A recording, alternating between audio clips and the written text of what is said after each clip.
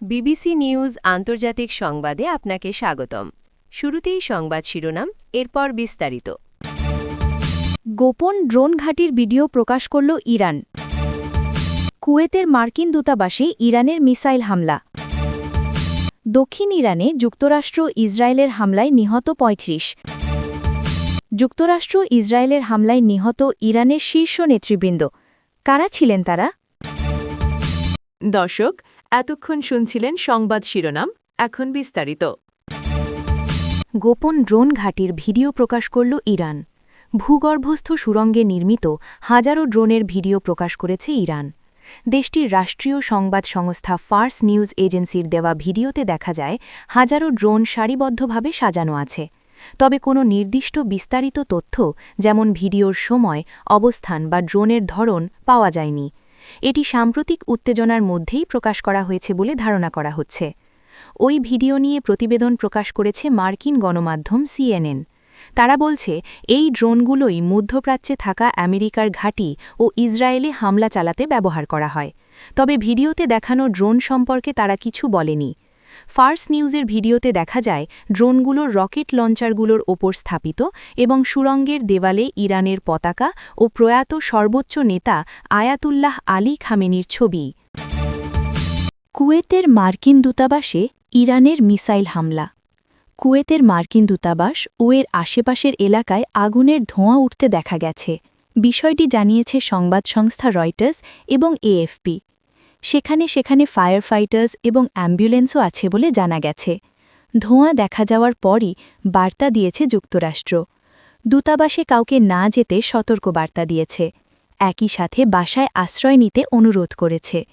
US embassy তাদের ওয়েবসাইটে প্রকাশিত নির্দেশনায় বলেছে, দূতাবাসে আসবেন না, আপনার বাসস্থানের সবচেয়ে নিচতলায় এবং জানালা থেকে দূরে আশ্রয় নিন, বাইরে যাবেন না।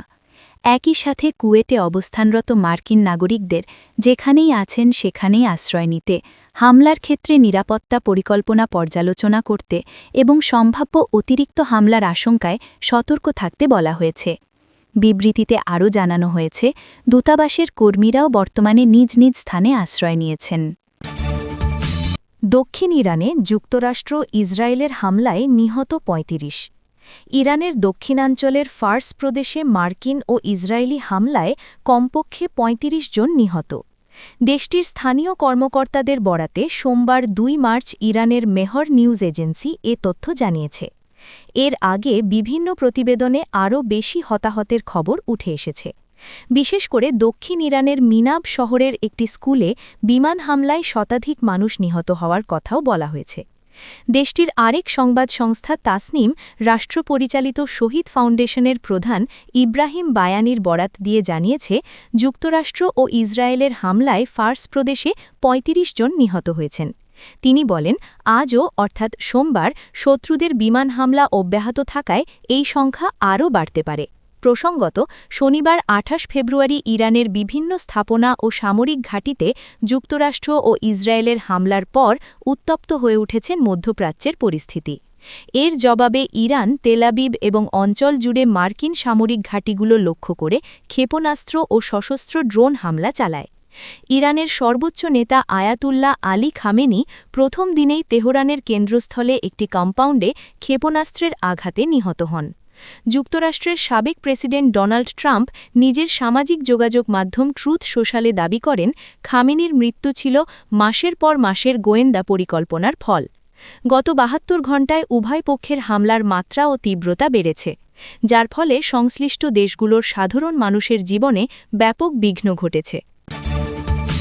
যুক্তরাষ্ট্র ও ইসরায়েলের হামলায় নিহত ইরানের শীর্ষ নেতৃবৃন্দ। কারা ছিলেন তারা? যুক্তরাষ্ট্র ও ইসরায়েলের সমন্বিত হামলায় শনিবার ২৮ ফেব্রুয়ারি ইরানের সর্বোচ্চ নেতা আয়াতুল্লাহ আলী খামেনি সহ দেশটির শীর্ষস্থানীয় বেশ কয়েকজন নেতা নিহত হয়েছেন। রবিবার ভোরে ইরানের রাষ্ট্রীয় সংবাদ সংস্থা ইরনা খামেনির মৃত্যুর খবর নিশ্চিত করেছে। এই হামলায় খামেনির মেয়ে, জামাতা এবং নাতিও নিহত হয়েছেন। ইরানের প্রেসিডেন্ট মাসুদ পেজেশকিয়ান খামেনির এই হত্যাকাণ্ডকে মুসলিমদের বিরুদ্ধে, বিশেষ করে শিয়া সম্প্রদায়ের বিরুদ্ধে যুদ্ধের প্রকাশ্য ঘোষণা বলে অভিহিত করেছেন। 3 দশকেরও বেশি সময় ধরে ইরান শাসন করা এই নেতার মৃত্যুতে শোক বার্তায় পেজেশকিয়ান বলেন, এই বিয়োগান্তক ঘটনাটি বর্তমান ইসলামী বিশ্বের জন্য সবচেয়ে বড় পরীক্ষা। ইরনা খামেনি ছাড়াও আরও কয়েকজন গুরুত্বপূর্ণ ব্যক্তির মৃত্যুর খবর নিশ্চিত করেছে। তারা হলেন আলী শামখানি, ছিলেন ইরানের নবগঠিত প্রতিরক্ষা কাউন্সিলের সচিব এবং দেশটির সর্বোচ্চ নেতা আয়াতুল্লাহ আলী খামেনির অত্যন্ত বিশ্বস্ত ও ঘনিষ্ঠ উপদেষ্টা। 70 বছর বয়সী এই অভিজ্ঞ রাজনীতিক ও সামরিক ব্যক্তিত্ব ইরানের পরমাণু কর্মসূচি নিয়ে যুক্তরাষ্ট্রের সঙ্গে চলমান আলোচনার তদারকি করতেন। উল্লেখ্য, এই আলোচনার সর্বশেষ দফার বৈঠকটি মাত্র গত শুক্রবার শেষ হয়েছে। গত বৃহস্পতিবারও তিনি আলোচনার ভবিষ্যৎ নিয়ে আশাবাদ ব্যক্ত করেছিলেন। শামখানি বলেছিলেন, যদি আলোচনার মূল লক্ষ্য এটুই হয় যে ইরান পারমাণবিক অস্ত্র তৈরি করবে না, তবে এটি আমাদের সর্বোচ্চ নেতার ধর্মীয় ফতোয়া এবং দেশের প্রতিরক্ষা নীতির সঙ্গে সম্পূর্ণ সামঞ্জস্যপূর্ণ। এমতাবস্থায় একটি দ্রুত চুক্তিতে পৌঁছানো অবশ্যই সম্ভব। 2025 সালের জুন মাসে ইরান ও ইসরায়েলের মধ্যে চলা 12 দিনের যুদ্ধের সময়ও শামখানি ইসরায়েলি হামলার লক্ষ্যবস্তু হয়েছিলেন। সে সময় তার বাড়িতে চালানো হামলায় তিনি নিহত হয়েছেন বলে খবর ছড়িয়ে পড়েছিল। তবে পরবর্তীতে জানা যায় তিনি অলৌকিকভাবে বেঁচে গেছেন। নিজের বিধ্বস্ত বাড়ির ধ্বংসস্তূপের নিচ থেকে তাকে উদ্ধার করা হয়েছিল, যদিও সে সময় তিনি গুরুতর আহত হয়েছিলেন। 2025 সালের সেই যুদ্ধের পর ইরানের প্রতিরক্ষা ও জাতীয় নিরাপত্তা নীতিগুলি সমন্বয় এবং সম্ভাব্য হুমকি মোকাবিলায় সম্পদ সমাবেশের লক্ষ্যে প্রতিরক্ষা কাউন্সিল গঠন করা হয়। শামখানি সম্প্রতি এই গুরুত্বপূর্ণ কাউন্সিলের সচিব হিসেবে নিযুক্ত হয়েছিলেন।